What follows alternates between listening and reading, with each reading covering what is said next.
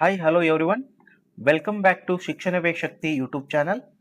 ಇಂದು ಈ ವಿಡಿಯೋದಲ್ಲಿ ಖಾಲಿ ಹುದ್ದೆಗಳ ನೇಮಕಾತಿಗಾಗಿ ಅಧಿಸೂಚನೆಯೊಂದು ಪ್ರಕಟವಾಗಿದ್ದು, ಯಾವ ಇಲಾಖೆಯಲ್ಲಿ ಹುದ್ದೆಗಳು ಖಾಲಿ ಇವೆ, ಯಾವ ಯಾವ ಹುದ್ದೆಗಳು ಖಾಲಿ ಇವೆ, ಅವುಗಳಿಗೆ ಅರ್ಜಿ ಸಲ್ಲಿಸಲು ನಿಗದಿಪಡಿಸಿದ ವಯೋಮಿತಿ, ವಿದ್ಯಾರ್ಹತೆ ಏನು, ಅರ್ಜಿ ಸಲ್ಲಿಸಲು ಪ್ರಾರಂಭ ದಿನಾಂಕ ಯಾವುದು ಹಾಗೂ ಅರ್ಜಿ ಸಲ್ಲಿಸಲು ಕೊನೆಯ ದಿನಾಂಕ ಯಾವುದು, ಒಟ್ಟಾರೆ ಈ ನೇಮಕಾತಿ ಅಧಿಸೂಚನೆಗೆ ಸಂಬಂಧಿಸಿದ ಮಾಹಿತಿಯನ್ನು ಇನ್ ಡೀಟೇಲ್ ಆಗಿ ತಿಳಿದುಕೊಳ್ಳೋಣ.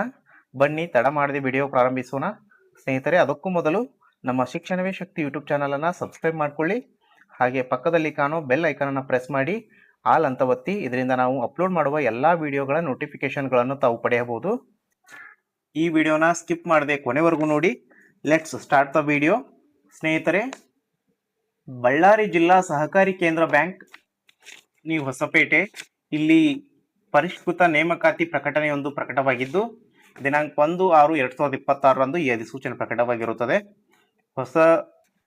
ಹೊಸ ಮೀಸಲಾತಿ ನಿಯಮಗಳಿಗನುಗುಣವಾಗಿ ಈ ನೇಮಕಾತಿ ಅಧಿಸೂಚನೆ ಪ್ರಕಟಗೊಂಡಿದ್ದು, ಅದರ ವಿವರ ಇಂತಿದೆ. ಸ್ನೇಹಿತರೆ, ವ್ಯವಸ್ಥಾಪಕರು ಅಥವಾ ಪ್ರಥಮ ದರ್ಜೆ ಸಹಾಯಕರು ಇಲ್ಲಿ 22 ಹುದ್ದೆಗಳು ಖಾಲಿ ಇವೆ. ಕಲ್ಯಾಣ ಕರ್ನಾಟಕ ಸ್ಥಳೀಯ ವೃಂದ ಮೀಸಲಾತಿ 371J ಇಲ್ಲಿ 18 ಹುದ್ದೆಗಳು ಖಾಲಿ ಇವೆ.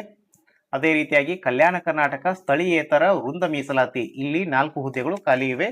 ಅದರ ಮೀಸಲಾತಿಗಳನ್ನು ಕೂಡ ಇಲ್ಲಿ ನೀಡಲಾಗಿದೆ ಸ್ನೇಹಿತರೆ, ಅದನ್ನು ತಾವೆಲ್ಲ ನೋಡ್ಕೋಬಹುದು. ಇನ್ನು ನೆಕ್ಸ್ಟ್ ನೋಡೋದಾದ್ರೆ, ದ್ವಿತೀಯ ದರ್ಜೆಯ ಸಹಾಯಕರು ಇಲ್ಲಿ 28 ಹುದ್ದೆಗಳು ಖಾಲಿ ಇವೆ. ಕಲ್ಯಾಣ ಕರ್ನಾಟಕ ಸ್ಥಳೀಯ ವೃಂದ ಮೀಸಲಾತಿ 371J ಇಲ್ಲಿ 22 ಹುದ್ದೆಗಳು ಖಾಲಿ ಇವೆ. ಪಕ್ಕದಲ್ಲೇ ತಾವು ವೇತನ ಶ್ರೇಣಿಯನ್ನು ಕೂಡ ನೋಡಬಹುದು. ಇಲ್ಲಿ ವೇತನ ಶ್ರೇಣಿ ಈ ಹುದ್ದೆಗಳಿಗೆ 34,100ರಿಂದ 47,600ವರೆಗೆ ಇರುತ್ತದೆ. ಅದೇ ರೀತಿ ಪ್ರಥಮ ದರ್ಜೆ ಸಹಾಯಕರ ವೇತನ ಶ್ರೇಣಿಯನ್ನು ಕೂಡ ನೀಡಲಾಗಿದ್ದು, ಇಲ್ಲಿ ತಾವು ಪ್ರಥಮ ದರ್ಜೆ ಸಹಾಯಕರ ವೇತನ ಶ್ರೇಣಿಯನ್ನು ಕೂಡ ನೋಡ್ಕೋಬಹುದಾಗಿದೆ. ಅದೇ ರೀತಿಯಾಗಿ ಕಲ್ಯಾಣ ಕರ್ನಾಟಕ ಸ್ಥಳೀಯೇತರ ವೃಂದ ಮೀಸಲಾತಿ ಇಲ್ಲಿ 6 ಹುದ್ದೆಗಳು ಖಾಲಿ ಇವೆ. ಈ 6 ಹುದ್ದೆಗಳು ಎಲ್ಲಿ ಖಾಲಿ ಇವೆ, ಯಾವ ಪ್ರವರ್ಗಗಳಿಗೆ ಖಾಲಿ ಇವೆ ಎಂಬುದನ್ನು ಕೂಡ ಇಲ್ಲಿ ನೀಡಲಾಗಿದೆ. ಪ್ರವರ್ಗವಾರು ಮೀಸಲಾತಿಗಳ ಅನುಸಾರವಾಗಿ ಇಲ್ಲಿ ಹುದ್ದೆಗಳನ್ನು ಹಂಚಿಕೆ ಮಾಡಲಾಗಿದೆ. ಇಲ್ಲಿ ನೋಡ್ಕೋಬಹುದು. ಸಾಮಾನ್ಯ ವರ್ಗದವರಿಗೆ 3, ಅದರಲ್ಲಿ ಮಹಿಳಾ ಅಭ್ಯರ್ಥಿಗೆ 1, ಗ್ರಾಮೀಣ ಅಭ್ಯರ್ಥಿಗೆ 1, ಮಾಜಿ ಸೈನಿಕರಿಗೆ 1, ಒಟ್ಟು 3 ಹುದ್ದೆಗಳು ಖಾಲಿ ಇವೆ. ಪ್ರವರ್ಗ 2A ಅವರಿಗೆ ಇಲ್ಲಿ ಒಟ್ಟು 1 ಹುದ್ದೆ ಇದ್ದು, ಅದು ಗ್ರಾಮೀಣ ಅಭ್ಯರ್ಥಿಗೆ ಮೀಸಲಾಗಿರುತ್ತದೆ. ಇನ್ನು ಪ್ರವರ್ಗ 3A ಅವರಿಗೆ 1 ಹುದ್ದೆ ಇರುತ್ತದೆ. ಪ್ರವರ್ಗ 3A ಅವರಿಗೆ 1, ಪ್ರವರ್ಗ 3B ದವರಿಗೆ 1, ಹೀಗೆ ಒಟ್ಟು 6 ಹುದ್ದೆಗಳು ಖಾಲಿ ಇದ್ದು, ಈ 6 ಹುದ್ದೆಗಳನ್ನು ಪ್ರವರ್ಗವಾರು ಹಂಚಿಕೆ ಮಾಡಲಾಗಿದೆ. ಇನ್ನು ನೆಕ್ಸ್ಟ್ ನೋಡೋದಾದ್ರೆ, ವಾಹನ ಚಾಲಕರು ಇಲ್ಲಿ 1 ಹುದ್ದೆ ಖಾಲಿ ಇದ್ದು, ಇದರ ವೇತನ ಶ್ರೇಣಿ 31,775 ರೂಪಾಯಿಗಳಿಂದ 61,300 ರೂಪಾಯಿಗಳ ವೇತನ ಶ್ರೇಣಿಯನ್ನು ಒಳಗೊಂಡಿದೆ. ಕಲ್ಯಾಣ ಕರ್ನಾಟಕ ಸ್ಥಳೀಯ ವೃಂದ ಮೀಸಲಾತಿ 371J ಇಲ್ಲಿ 1 ಹುದ್ದೆ ಖಾಲಿ ಇರುತ್ತದೆ. ಅದೇ ರೀತಿಯಾಗಿ ಕಿರಿಯ ಸೇವಕರು ಒಟ್ಟು 31 ಹುದ್ದೆಗಳು ಖಾಲಿ ಇವೆ. ಕಲ್ಯಾಣ ಕರ್ನಾಟಕ ಸ್ಥಳೀಯ ವೃಂದ ಮೀಸಲಾತಿಯಲ್ಲಿ 26 ಹುದ್ದೆಗಳಿವೆ. ವೇತನ ಶ್ರೇಣಿ 29,600 ರೂಪಾಯಿಗಳಿಂದ 52,800 ರೂಪಾಯಿಗಳ ವೇತನ ಶ್ರೇಣಿಯನ್ನು ಒಳಗೊಂಡಿದೆ. ಇಲ್ಲಿ ಪ್ರವರ್ಗವಾರು ಸೀಟುಗಳನ್ನು ಹಂಚಿಕೆ ಮಾಡಲಾಗಿದ್ದು, ಇಲ್ಲಿ ತಾವು ನಿಧಾನವಾಗಿ ಪ್ರತಿ ಮೀಸಲಾತಿಯನ್ನು ಪ್ರವರ್ಗವಾರು ನೋಡ್ಕೋಬಹುದಾಗಿದೆ. ಇನ್ನು ಕಲ್ಯಾಣ ಕರ್ನಾಟಕ ಸ್ಥಳೀಯೇತರ ವೃಂದ ಮೀಸಲಾತಿ ಇಲ್ಲಿ 5 ಹುದ್ದೆಗಳು ಖಾಲಿ ಇವೆ.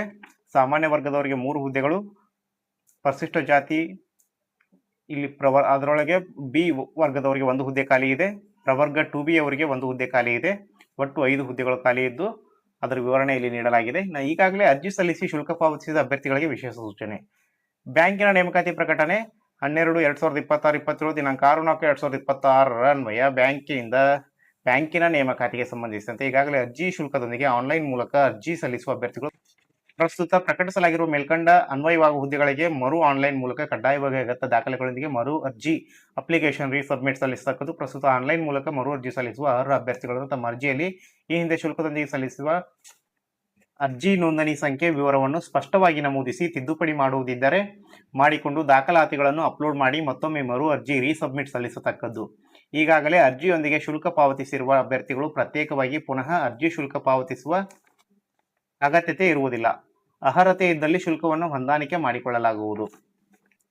ಬಿ ಸೂಚನೆಯನ್ನು ನೋಡುವುದಾದರೆ, ದಿನಾಂಕ 6/4/2026 ನೇಮಕಾತಿ ಪ್ರಕಟಣೆಯಲ್ಲಿ ಈಗಾಗಲೇ ಅರ್ಜಿ ಸಲ್ಲಿಸಿ ಶುಲ್ಕ ಪಾವತಿಸಿ ಅಪ್ಲಿಕೇಶನ್ ಡೌನ್ಲೋಡ್ ಮಾಡಿಕೊಂಡಿರುವ ಅಭ್ಯರ್ಥಿಗಳು ಮತ್ತು ಹೊಸದಾಗಿ ಅದೇ ನೋಂದಣಿ ಸಂಖ್ಯೆಯನ್ನು ನಮೂದಿಸಿ ಹೊಸದಾಗಿ ಮರು ಅರ್ಜಿ ಸಲ್ಲಿಸಿ ದಾಖಲಾತಿಗಳನ್ನು ನಿಯಮಾನುಸಾರ ಅಪ್ಲೋಡ್ ಮಾಡತಕ್ಕದ್ದು. ಈಗಾಗಲೇ ಅರ್ಜಿಯೊಂದಿಗೆ ಅರ್ಜಿ ಶುಲ್ಕ ಪಾವತಿಸಿರುವ ಅಭ್ಯರ್ಥಿಗಳು ತಾವು ಅರ್ಜಿ ಸಲ್ಲಿಸಿರುವ ಹುದ್ದೆಗೆ ಪ್ರತ್ಯೇಕವಾಗಿ ಪುನಃ ಅರ್ಜಿ ಶುಲ್ಕ ಪಾವತಿಸುವ ಅಗತ್ಯತೆ ಇರುವುದಿಲ್ಲ ಹಾಗೂ ಶುಲ್ಕದೊಂದಿಗೆ ಅರ್ಜಿ ಸಲ್ಲಿಸಿರುವ ಪ್ರತಿಯೊಂದು ಹುದ್ದೆಗೆ ಮರು ಅರ್ಜಿಯನ್ನು ಸಲ್ಲಿಸತಕ್ಕದ್ದು. ಒಂದು ವೇಳೆ ಮರು ಅರ್ಜಿ ಸಲ್ಲಿಕೆ ಅಪ್ಲಿಕೇಶನ್ ರೀಸಬ್ಮಿಟ್ ಮಾಡದಿದ್ದಲ್ಲಿ ಅಂತಹವರ ಅರ್ಜಿಯನ್ನು ಯಾವುದೇ ಕಾರಣಕ್ಕೂ ಪರಿಗಣಿಸಲಾಗುವುದಿಲ್ಲ. ಮತ್ತು ಪಾವತಿಸಿರುವ ಅರ್ಜಿ ಶುಲ್ಕವನ್ನು ಹಿಂದಿರುಗಿಸಲು ಅವಕಾಶವಿರುವುದಿಲ್ಲ. ಹಾಗೂ ಅಪ್ಲಿಕೇಶನ್ ರೀಸಬ್ಮಿಟ್ ಮಾಡಿದ ನಂತರ ಪುನಃ ಮತ್ತೊಮ್ಮೆ ತಿದ್ದುಪಡಿಗೆ ಅವಕಾಶವಿರುವುದಿಲ್ಲ. ಇದನ್ನು ಸರಿಯಾಗಿ ಗಮನಿಸಿ ಓದಿಕೊಂಡು ಅರ್ಜಿಗಳನ್ನು ಸಲ್ಲಿಸಿ. ಇನ್ನು ಸಿ ನೋಡೋದಾದ್ರೆ, ಈ ಬಗ್ಗೆ ಈಗಾಗಲೇ ಅರ್ಜಿ ಸಲ್ಲಿಸಿ ಶುಲ್ಕ ಪಾವತಿಸಿ ಅಪ್ಲಿಕೇಶನ್ ಡೌನ್ಲೋಡ್ ಮಾಡಿಕೊಂಡಿರುವ ಅಭ್ಯರ್ಥಿಗಳ ನೋಂದಣಿಯಾದ ಮೊಬೈಲ್ ಸಂಖ್ಯೆ ಮತ್ತು ಇಮೇಲ್ಗೆ SMS ಮೂಲಕ ಮಾಹಿತಿಯನ್ನು ಸಹ ನೀಡಲಾಗುವುದು. ಡಿ ಸೂಚನೆ ಹೀಗಿದೆ: ಬ್ಯಾಂಕಿನ ಪ್ರಸ್ತುತ ಪರಿಷ್ಕೃತ ನೇಮಕಾತಿ ಪ್ರಕಟಣೆ ಅಡಿಯಲ್ಲಿ ಹೊಸದಾಗಿ ಅರ್ಜಿ ಸಲ್ಲಿಸುವ ಎಲ್ಲಾ ವರ್ಗದ ಅರ್ಹ ಅಭ್ಯರ್ಥಿಗಳು ನಿಗದಿಪಡಿಸಿದ ದಾಖಲಾತಿಗಳೊಂದಿಗೆ ಅರ್ಜಿ ಶುಲ್ಕವನ್ನು ಆನ್ಲೈನ್ ಮೂಲಕ ಕಡ್ಡಾಯವಾಗಿ ಪಾವತಿಸಿ ಅರ್ಜಿ ಸಲ್ಲಿಸತಕ್ಕದ್ದು. ಇನ್ನು ಈ ಹುದ್ದೆಗಳಿಗೆ ಶೈಕ್ಷಣಿಕ ವಿದ್ಯಾರ್ಹತೆಯನ್ನು ನೋಡೋದಾದ್ರೆ ಹೀಗಿದೆ: ವ್ಯವಸ್ಥಾಪಕರು ಅಥವಾ ಪ್ರಥಮ ದರ್ಜೆ ಸಹಾಯಕರು ಈ ಹುದ್ದೆಗಳಿಗೆ ಭಾರತದ ಕಾನೂನಿನ ಅನ್ವಯ ಸ್ಥಾಪನೆಯಾದ ವಿಶ್ವವಿದ್ಯಾಲಯದ ಯಾವುದೇ ಪದವಿಯಲ್ಲಿ ತೇರ್ಗಡೆಯಾಗಿರಬೇಕು. 2 ಕನ್ನಡವನ್ನು ಓದುವ ಸಾಮರ್ಥ್ಯದ ಜೊತೆ ಕನ್ನಡದ ಜ್ಞಾನ, ಬರೆಯುವಿಕೆ, ಕನ್ನಡವನ್ನು ಸ್ವಚ್ಛವಾಗಿ ಮಾತನಾಡಬೇಕು ಮತ್ತು ಕನ್ನಡವನ್ನು ಅರ್ಥ ಮಾಡಿಕೊಳ್ಳಬೇಕು. 3 ಕಂಪ್ಯೂಟರ್ ನಿರ್ವಹಣೆ ಬಗ್ಗೆ ಜ್ಞಾನ ಹೊಂದಿರತಕ್ಕದ್ದು. ಇನ್ನು ದ್ವಿತೀಯ ದರ್ಜೆಯ ಸಹಾಯಕರು ಈ ಹುದ್ದೆಗಳಿಗೆ ವಿದ್ಯಾರ್ಹತೆಯನ್ನು ನೋಡೋದಾದ್ರೆ ಮಾನ್ಯತೆ ಪಡೆದ ಪದವಿ ಪೂರ್ವ ವಿದ್ಯಾಲಯದಿಂದ ದ್ವಿತೀಯ PUC ಅಥವಾ ತತ್ಸಮಾನ ವಿದ್ಯಾರ್ಹತೆಯಲ್ಲಿ ಉತ್ತೀರ್ಣರಾಗಿರಬೇಕು. 2 ಕನ್ನಡವನ್ನು ಓದುವ ಸಾಮರ್ಥ್ಯದ ಜೊತೆ ಕನ್ನಡ ಜ್ಞಾನ, ಬರೆಯುವಿಕೆ, ಕನ್ನಡವನ್ನು ಸ್ವಚ್ಛವಾಗಿ ಮಾತನಾಡಬೇಕು ಮತ್ತು ಕನ್ನಡವನ್ನು ಅರ್ಥ ಮಾಡಿಕೊಳ್ಳಬೇಕು. ಇನ್ನು 3 ಕಂಪ್ಯೂಟರ್ ನಿರ್ವಹಣೆ ಬಗ್ಗೆ ಜ್ಞಾನ ಹೊಂದಿರತಕ್ಕದ್ದು. ಇದು ದ್ವಿತೀಯ ದರ್ಜೆಯ ಸಹಾಯಕರು ಈ ಹುದ್ದೆಗಳಿಗೆ ನಿಗದಿಪಡಿಸಿದ ವಿದ್ಯಾರ್ಹತೆಯಾಗಿದೆ. ಇನ್ನು ನೆಕ್ಸ್ಟ್ ವಾಹನ ಚಾಲಕರು ಈ ಹುದ್ದೆಗಳಿಗೆ ನಿಗದಿಪಡಿಸಿದ ವಿದ್ಯಾರ್ಹತೆಯನ್ನು ನೋಡುವುದಾದ್ರೆ SSLCಯಲ್ಲಿ ಉತ್ತೀರ್ಣರಾಗಿದ್ದು ಕನ್ನಡವನ್ನು ಒಂದು ಭಾಷೆಯಾಗಿ ಓದಿರಬೇಕಾಗುತ್ತದೆ. 2 ಕಾನೂನುಬದ್ಧ ಡ್ರೈವಿಂಗ್ ಲೈಸೆನ್ಸ್ ಅನ್ನ ಈ ಅಭ್ಯರ್ಥಿಗಳು ಹೊಂದಿರಬೇಕು. ಇಂತಹ ಅಭ್ಯರ್ಥಿಗಳು ಈ ಹುದ್ದೆಗಳಿಗೆ ಅರ್ಜಿಗಳನ್ನು ಸಲ್ಲಿಸಬಹುದಾಗಿದೆ.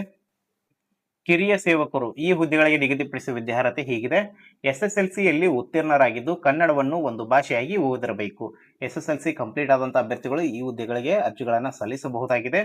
ಇನ್ನು ಮಹಿಳೆ, ಗ್ರಾಮೀಣ, ಮಾಜಿ ಸೈನಿಕ ಅಭ್ಯರ್ಥಿಗಳಿಗೆ ಮೀಸಲಿಸಿದ ರಿಕ್ತ ಸ್ಥಾನಗಳಿಗೆ ಅರ್ಹ ಅಭ್ಯರ್ಥಿಗಳು ಲಭ್ಯವಾಗದಿದ್ದಲ್ಲಿ ಅಂತಹ ರಿಕ್ತ ಸ್ಥಾನಗಳನ್ನು ಆಯಾ ವರ್ಗಕ್ಕೆ ಸೇರಿದ ಇತರೆ ಅಭ್ಯರ್ಥಿಗಳಿಂದ ಭರ್ತಿ ಮಾಡಲಾಗುವುದು. 371J ಮೀಸಲಾತಿ. ಇನ್ನು ಕಲ್ಯಾಣ ಕರ್ನಾಟಕದಲ್ಲಿ ಮೀಸಲಿಸಿದ ಹುದ್ದೆಗಳು ಸ್ಥಳೀಯೇತರ ವೃಂದ ಅಂದರೆ ರಾಜ್ಯ ಮಟ್ಟದ ಉಳಿಕೆಯ ವೃಂದ 371J ಹೊರತುಪಡಿಸಿ ಅಂತ ನಾವು ಅರ್ಥೈಸಿಕೊಳ್ಳಬೇಕಾಗುತ್ತದೆ. ಇನ್ನು ವಯೋಮಿತಿಯನ್ನು ನೋಡೋದಾದ್ರೆ ಅರ್ಜಿಗಳನ್ನು ಸಲ್ಲಿಸಲು ನಿಗದಿಪಡಿಸಿದ ಕೊನೆಯ ದಿನಾಂಕದಂದು ಅಭ್ಯರ್ಥಿಗಳು ಈ ಕೆಳಗೆ ತಿಳಿಸಿರುವಂತೆ ಕನಿಷ್ಠ 18 ವರ್ಷ ವಯೋಮಿತಿಯನ್ನು ಹೊಂದಿರಬೇಕು ಹಾಗೂ ಈ ಕೆಳಕಂಡ ಗರಿಷ್ಠ ವಯೋಮಿತಿಯನ್ನು ಮೀರಿರಬಾರದು. ಪರಿಶಿಷ್ಟ ಜಾತಿ ಅಥವಾ ಪರಿಶಿಷ್ಟ ಪಂಗಡ ಅಥವಾ ಹಿಂದುಳಿದ ವರ್ಗಗಳ ಪ್ರವರ್ಗ 1ಕ್ಕೆ ಸೇರಿರುವ ಅಭ್ಯರ್ಥಿಗಳಿಗೆ 40 ವರ್ಷ ವಯೋಮಿತಿ ಮೀರಿರಬಾರದು. ಇತರೆ ಹಿಂದುಳಿದ ವರ್ಗಕ್ಕೆ ಸೇರಿರುವ ಅಭ್ಯರ್ಥಿಗಳಿಗೆ 38 ವರ್ಷ ವಯೋಮಿತಿ ಮೀರಿರಬಾರದು.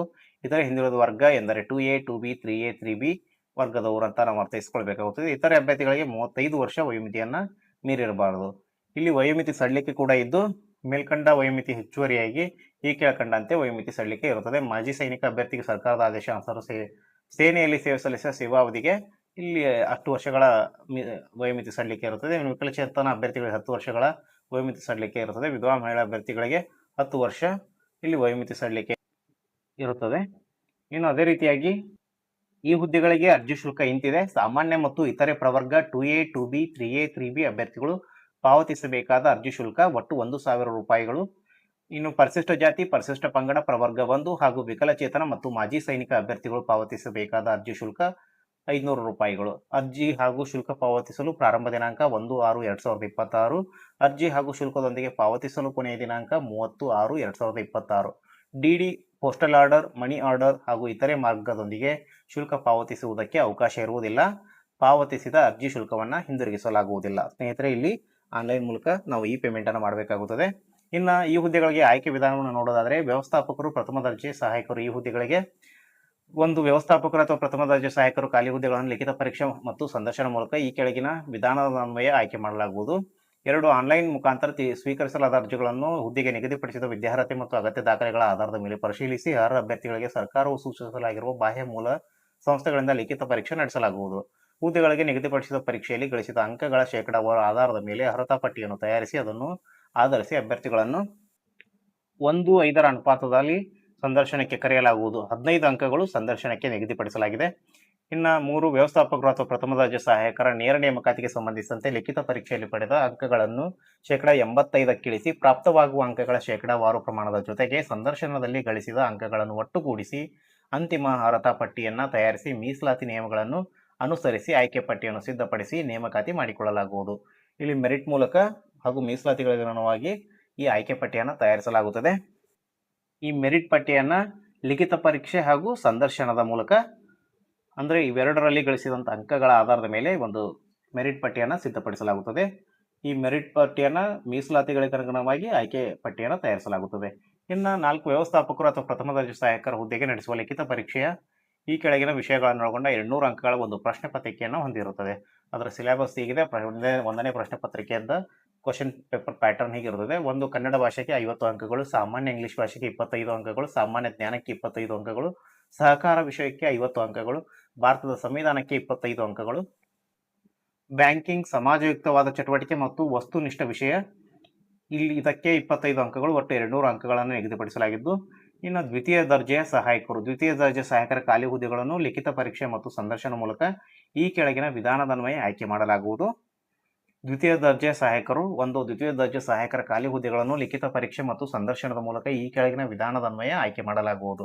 2 ಆನ್ಲೈನ್ ಮುಖಾಂತರ ಸ್ವೀಕರಿಸಲಾದ ಅರ್ಜಿಗಳನ್ನು ಹುದ್ದೆಗೆ ನಿಗದಿಪಡಿಸಿದ ವಿದ್ಯಾರ್ಹತೆ ಮತ್ತು ಅಗತ್ಯ ದಾಖಲೆಗಳ ಆಧಾರದ ಮೇಲೆ ಪರಿಶೀಲಿಸಿ ಅರ್ಹ ಅಭ್ಯರ್ಥಿಗಳಿಗೆ ಸರ್ಕಾರವು ಸೂಚಿಸಲಾಗಿರುವ ಬಾಹ್ಯ ಮೂಲ ಸಂಸ್ಥೆಯಿಂದ ಲಿಖಿತ ಪರೀಕ್ಷೆ ನಡೆಸಲಾಗುವುದು. ಹುದ್ದೆಗೆ ನಿಗದಿಪಡಿಸಿದ ಪರೀಕ್ಷೆಯಲ್ಲಿ ಗಳಿಸಿದ ಅಂಕಗಳ ಶೇಕಡಾವಾರು ಆಧಾರದ ಮೇಲೆ ಅರ್ಹತಾ ಪಟ್ಟಿಯನ್ನು ತಯಾರಿಸಿ ಅದನ್ನು ಆಧರಿಸಿ ಅಭ್ಯರ್ಥಿಗಳನ್ನು 1:5 ಸಂದರ್ಶನಕ್ಕೆ ಕರೆಯಲಾಗುವುದು. 15 ಅಂಕಗಳು ಸಂದರ್ಶನಕ್ಕೆ ನಿಗದಿಪಡಿಸಲಾಗಿದೆ. ಲಿಖಿತ ಪರೀಕ್ಷೆಯಲ್ಲಿ ಪಡೆದ ಅಂಕಗಳನ್ನು 85% ಇಳಿಸಿ ಪ್ರಾಪ್ತವಾಗುವ ಅಂಕಗಳ ಶೇಕಡಾವಾರು ಪ್ರಮಾಣದ ಜೊತೆಗೆ ಸಂದರ್ಶನದಲ್ಲಿ ಗಳಿಸಿದ ಅಂಕಗಳನ್ನು ಒಟ್ಟುಗೂಡಿಸಿ ಅಂತಿಮ ಅರ್ಹತಾ ಪಟ್ಟಿಯನ್ನು ಮೆರಿಟ್ ಲಿಸ್ಟ್ ತಯಾರಿಸಿ ಮೀಸಲಾತಿ ನಿಯಮಗಳನ್ನು ಅನುಸರಿಸಿ ಆಯ್ಕೆ ಪಟ್ಟಿಯನ್ನು ತಯಾರಿಸಲಾಗುತ್ತದೆ. ಸ್ನೇಹಿತರೆ, ಇಲ್ಲಿ ಪ್ರಥಮ ದರ್ಜೆ ಸಹಾಯಕರ ಹುದ್ದೆಗಳಂತೆಯೇ ಕೂಡ 85%ಗೆ ಲಿಖಿತ ಪರೀಕ್ಷೆ ಅಂಕಗಳನ್ನು ಇಳಿಕೆ ಮಾಡ್ತಾರೆ. 200 ಅಂಕಗಳನ್ನು ಒಳಗೊಂಡಿರುತ್ತದೆ. ಇನ್ನು 15 ಅಂಕಗಳನ್ನು ಅಂದರೆ 15% ಅಂಕಗಳನ್ನು ಸಂದರ್ಶನಕ್ಕೆ ನಿಗದಿಪಡಿಸಲಾಗಿದ್ದು, ಈ ಸಂದರ್ಶನದಲ್ಲಿ ಹಾಗೂ ಲಿಖಿತ ಪರೀಕ್ಷೆಯಲ್ಲಿ ಗಳಿಸಿದಂಥ ಅಂಕಗಳನ್ನು ಕ್ರೋಢೀಕರಿಸಿ ಒಂದು ಮೆರಿಟ್ ಪಟ್ಟಿಯನ್ನು ತಯಾರು ಮಾಡಿ ಲಭ್ಯವಿರುವ ಮೀಸಲಾತಿ ನಿಯಮಗಳಿಗೆ ಅನುಸಾರವಾಗಿ ಇಲ್ಲಿ ಒಂದು ಆಯ್ಕೆ ಪಟ್ಟಿಯನ್ನು ತಯಾರಿಸಲಾಗುತ್ತದೆ. ಇನ್ನು ದ್ವಿತೀಯ ದರ್ಜೆ ಸಹಾಯಕರ ಹುದ್ದೆಗೆ ನಡೆಸುವ ಲಿಖಿತ ಪರೀಕ್ಷೆಯು ಈ ಕೆಳಗಿನ ವಿಷಯಗಳನ್ನು ಒಳಗೊಂಡಿರುತ್ತದೆ. 200 ಅಂಕಗಳ ಒಂದು ಪ್ರಶ್ನೆ ಪತ್ರಿಕೆಯನ್ನು ಹೊಂದಿರುತ್ತದೆ.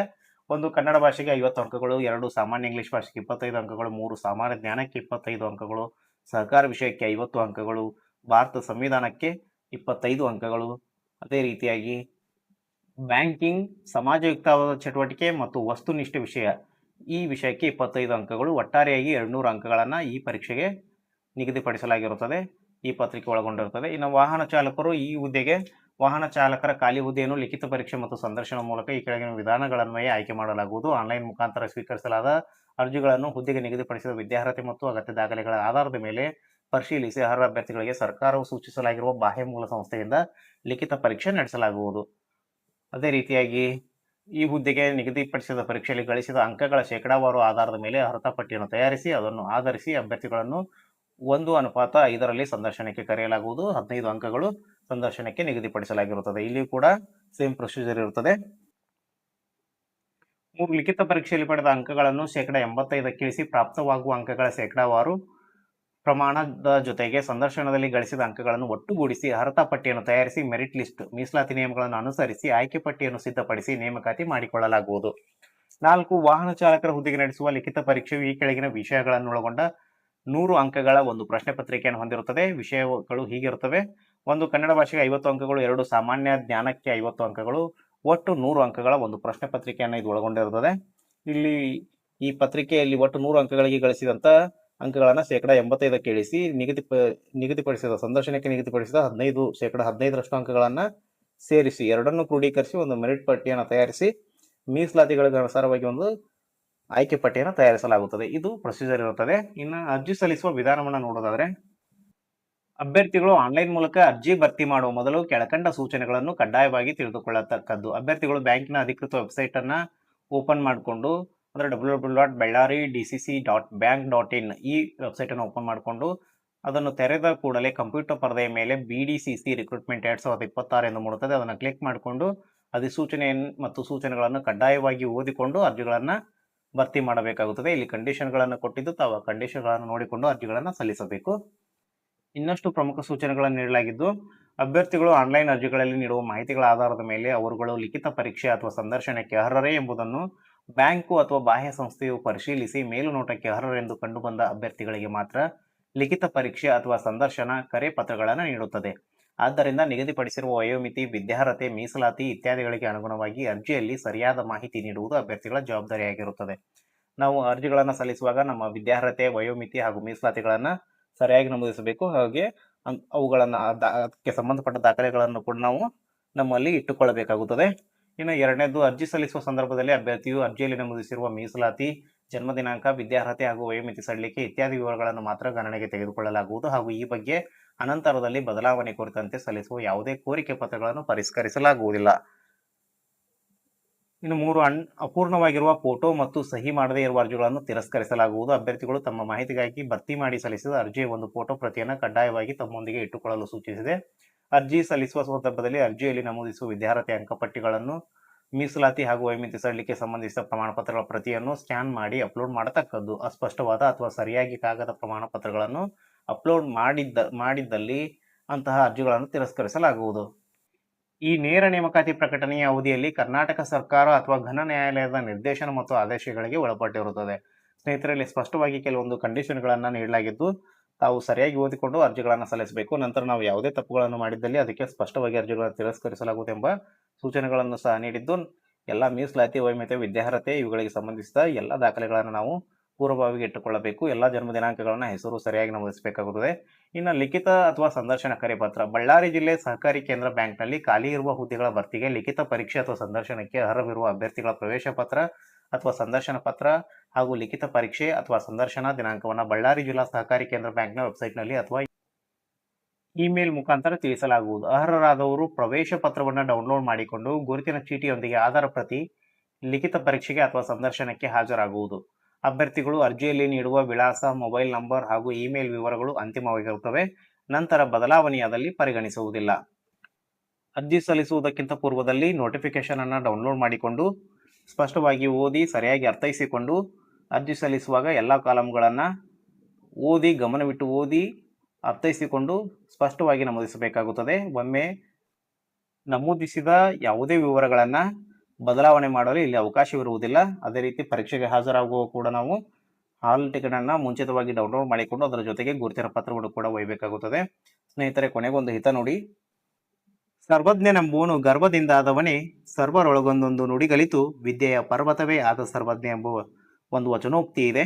ಇಲ್ಲಿ ಸರ್ವಜ್ಞನೆಂಬುವನು ಗರ್ಭದಿಂದಾದವನಲ್ಲ, ಅವನು ಸರ್ವರೊಳಗೂ ನಿರಹಂಕಾರಿಯಾಗಿ ಬೆರೆತು ಅವರಿಂದ ಒಂದೊಂದು ವಿದ್ಯೆಯನ್ನು ಕಲಿತು ವಿದ್ಯೆಯ ಪರ್ವತವೇ ಆಗಿದ್ದಾನೆ ಎಂಬುದು ಇದರ ತಾತ್ಪರ್ಯವಾಗಿದೆ. ಎಲ್ಲರೂ ನಮ್ಮ ಚಾನಲನ್ನು ಸಬ್ಸ್ಕ್ರೈಬ್ ಮಾಡಿ ನಮಗೆ ಪ್ರೋತ್ಸಾಹ ನೀಡಿ. ಈ ವಿಡಿಯೋನ ಲೈಕ್ ಮಾಡಿ ಹಾಗೂ ಶೇರ್ ಮಾಡಿ. ನೆಕ್ಸ್ಟ್ ವಿಡಿಯೋದಲ್ಲಿ ಸಿಗೋಣ. ಅಲ್ಲಿವರೆಗೂ ಜೈ ಹಿಂದ್, ಜೈ ಕರ್ನಾಟಕ.